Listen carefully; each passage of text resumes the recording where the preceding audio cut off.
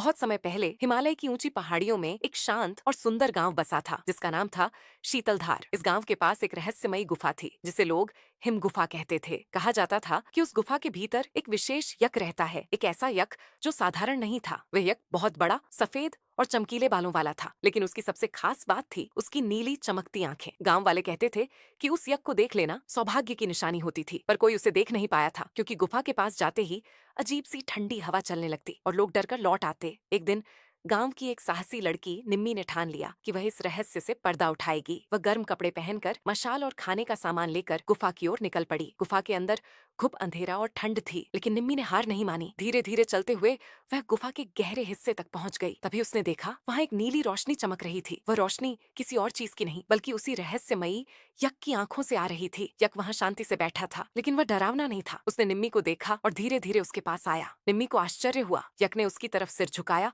और एक गुप्त सुरंग की ओर इशारा किया। निम्मी उसके साथ उस सुरंग में गई और क्या देखती है, वहां पुराने समय का एक खजाना, दुर्लभ औषधियां और कई रहस्यमयी पत्थर रखे थे। यक उस खजाने का रक्षक था और वह चाहता था कि कोई सच्चे दिल वाला, साहसी इंसान उसे खोजे। निम्मी ने वादा किया कि वह इस खजाने का दुरुपयोग नहीं करेगी, बल्कि इसका इस्तेमाल गांव की भलाई के लिए करेगी। उस दिन के बाद से वह यक समय समय पर गांव में आता और बच्चों के साथ खेलता। अब वह रहस्यमयी नहीं बल्कि गांव का संरक्षक बन चुका था। Subscribe for more content.